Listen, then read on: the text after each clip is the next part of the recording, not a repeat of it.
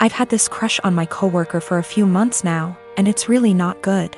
We only see each other in passing, and he's only talked to me once about something work-related. Even though we don't talk, we do look at each other sometimes, so we notice each other's existence. He's very outgoing and friendly with other people on my team. He's also very attractive. I enjoy being around him, but I'm way too nervous to talk to him. Honestly, I basically just admire him from afar. I'm not interested in a relationship with anyone right now, partially because I need therapy to heal from past relationships first. So I'm definitely not trying to be together with him. I just like him. This wouldn't be so bad, except it's become unhealthy for me. Whenever he's around, I get so overwhelmed that it's difficult to concentrate on my work. Sometimes I have to walk away and take deep breaths to calm down. I just get so nervous and preoccupied with my thoughts. I realize this sounds ridiculous, it is. I also can't stop thinking about him.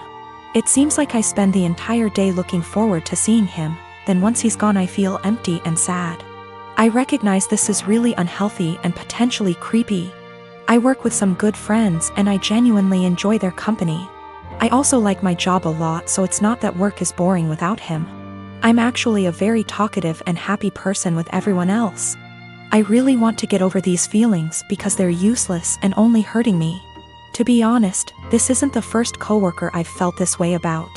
At my last job, I also had a crush on my manager and it was on the same unhealthy level. So I feel like becoming fixated on people is a reoccurring problem, and I really would like to know how I can change this pattern. My sister Anna is special need. She has severe autism, and while she is verbal, most of her communication is physical, like sign language due to her social discomfort. She does speak around family though and has pretty bad cognitive skills. She can't comprehend boundaries and lives with our parents, so they can best watch her.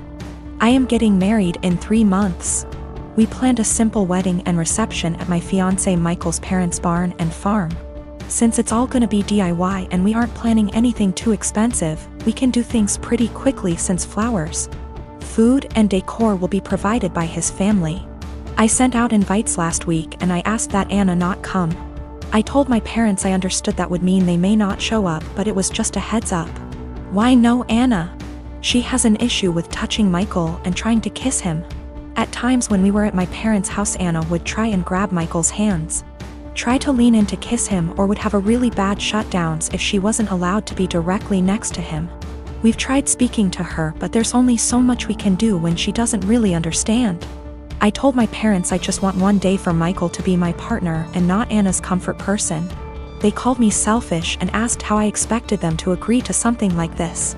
They told me Anna is disabled and may never experience a wedding of her own, and while I have Michael for probably the rest of our lives, she'll have no one, and that Michael and I can be a little more understanding to the reality of her life. I feel like a total ass, and what they're saying has really gotten to me, and I'm starting to question my decision. My parents called me letting me know they won't be coming and that it's best I don't bring Michael around anymore since I've chosen some man over my sister. They told me that Anna wanting to kiss Michael and hug him is normal for a woman her age, and that she doesn't understand what her feelings mean.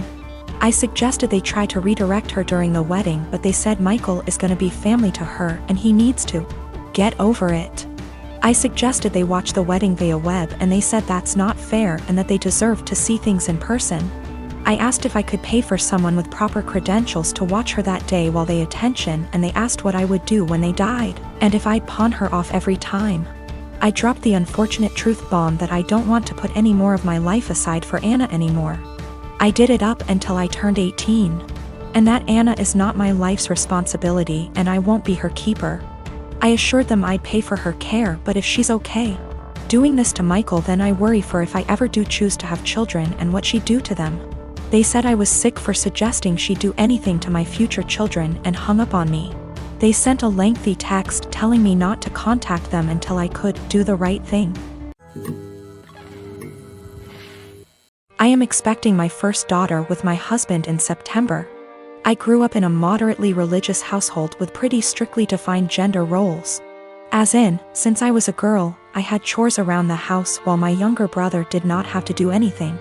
I don't talk to my parents for a variety of reasons, going on year 5 now, so they do not know I am pregnant. Both my aunts and grandparents were very supportive of me leaving my household and as such have been my main family. Being 6 months pregnant now, people have started to give gifts and I am very grateful for them. We have decided that we don't want our daughter to be surrounded by pink everything with only girl things. So we have made a conscious effort to include traditionally boy outfits and toys like dinosaurs and cars. We have told people that any gender items would be accepted, and if it's getting too much pink, we have gone out to balance a bit. Getting a green jacket or something. My younger aunt has taken great offense to this because boys are boys and girls are girls. And she is a very verbal and loud person and has let us know several times her opinions. She has 2 boys. At my baby shower, my older aunt gifted us a book called Goodnight Construction Site and a little stuffed truck. My younger aunt went on a tirade about how we are somehow making our daughter trans and not allowing her to be a girl. And she's a loud person, so of course her saying this was more like a yell. And in front of my very liberal in-laws who are very supportive of our choice. Pregnancy hormones took over and I grabbed the toy, gave it to my younger aunt and asked her what part of the penis was needed to operate this toy truck. She yelled that's not what she meant and left. The rest of the baby shower went fine, but it was a bit awkward after. Since then she has been blowing up Facebook where a bunch of people agree with her that I am making my daughter trans, and have been telling me that I was an asshole. The rest of my think what we are doing is fine, but that I shouldn't have handled it that way. I do not care if she ends up loving pink and unicorns etc., we will get her them then. I just was trying to balance out the sheer amount of pink items we were getting from friends and family. Almost every single gift has been heavily pink or girl influenced. To the point where she would not be dressed in anything but pink if we did not go out and buy some more boy things. I also am generally not a person who argues. But I feel like a bit of an unholy because I intentionally said this as deadpan serious as I could and with the intent to embarrass her in front of our family members present.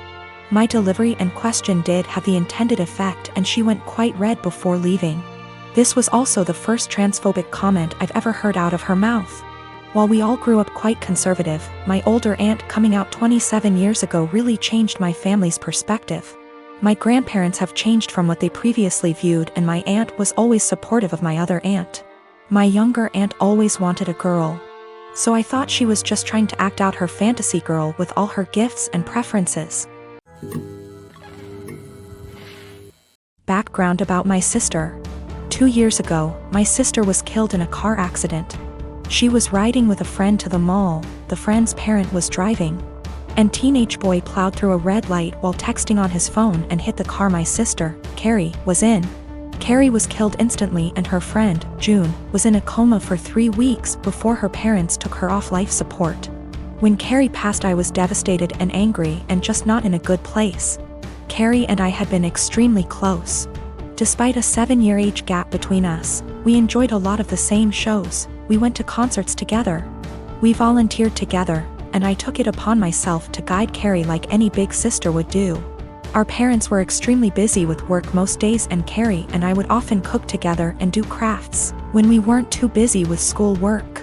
Carrie wanted to be a NICU nurse when she grew up and I helped her find a volunteer position at a local hospital to help get her gain some experience being around patients. In short, Carrie was my sister and best friend and when she passed, I was a mess. The last craft Carrie and I made together was a set of candles. We bought the wax at a local craft store and we both made each other a candle and decorated the jar it was in. That was the day before she was killed. At her funeral, Carrie was buried with the candle I made her. The candle Carrie made me sits on my desk next to my favorite picture of her and I together at the beach. Or it did, until last week. Background about my boyfriend. I met my boyfriend about 1.5 years ago, about 6 months after Carrie passed. I wasn't looking for a relationship, I was still grieving my sister's death. But Eugene came along and it was love at first sight. He was extremely supportive, let me cry on him when I needed to, didn't push me into getting over grieving or anything. He was extremely gentleman about everything and very, very patient. After 6 months of seeing each other pretty regularly, we made it official. Eugene came into my life at a very low point and he has always been very respectful of sentiments I keep from my sister. never asking me to take them down, always giving me space when I needed to cry. Eugene, along with most, if not all, of my friends and family know about Carrie's candle. There was a point after she died where I would take the candle with me everywhere out of fear that someone might light it, or steal it. Or who knows what. The point is, that candle was and still is a very important part of my life and something that my sister made for me and me alone. When Eugene and I moved in together about 4 months ago, I packed away most of the reminders of my sister and put out the candle and picture on my desk. I felt that this was a huge step because when I'd lived just by myself I had pictures everywhere and a few knickknacks laying around from my sister. I wanted to make Eugene and I's home our home with just a small part of my sister there. Eugene understood and was very supportive.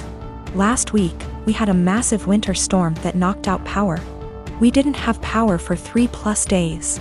The power was knocked out at Eugene and I's house while I was at work, which did not lose power. Eugene texted me that he was going to light some candles and try and get a generator, so we could have some for of power or at least be able to charge our phones / use lights / etc. Now, we have probably 30+ candles in our house. I am a huge fan of sales, and when Bath & Body Works has a candle sale, I like to stock up and get a range of scents. We have candles scattered all over our house. In the room where my desk is, there are no candles aside from the one Carrie made me. None at all, and there never has been. This room is also downstairs, where Eugene doesn't spend a lot of time. His desk is upstairs. When I arrived home from work last week, I noticed a bunch of candles burning in our living room, safely. Always monitored and not near anything that could ignite. One of these candles was the candle that Carrie had made me. I burst into tears, and when Eugene heard me crying he came out from the bedroom, where he was lighting more candles, and asked what was wrong. I was a wreck and couldn't get any words out. When he tried to calm me down, I shoved past him and locked myself in the room where my desk was and just cried. I don't know how he could be so stupid. He knew, and I thought he understood how sentimental the candle was and how much I cherished having a candle that my now deceased sister had spent time making with me just a day before she was killed. I haven't been able to speak to Eugene since it happened, Tuesday of last week. He has tried to explain why he did it, because he needed candles to be able to see, but I just can't wrap my head around it. He hadn't gotten into the large candle stash I have upstairs right by the living room where Carrie's candle was, but went downstairs, out of the way to grab the most sentimental, cherished item I have. The candle was burning most of the day while I was at work and is now melted and pretty much gone. I do still have the jar it was in, but I can't look at it without bursting into tears. Eugene says it was an accident, but I just don't believe that. He said he was getting around to lighting the candle surplus we have upstairs, but just hadn't gotten there yet. After being home 6 hours alone with no power, I am heartbroken and feel like this is a major slap in the face. I feel disrespected. I feel like he disrespected my sister. I just don't know what to do. I don't feel like I can forgive him for this.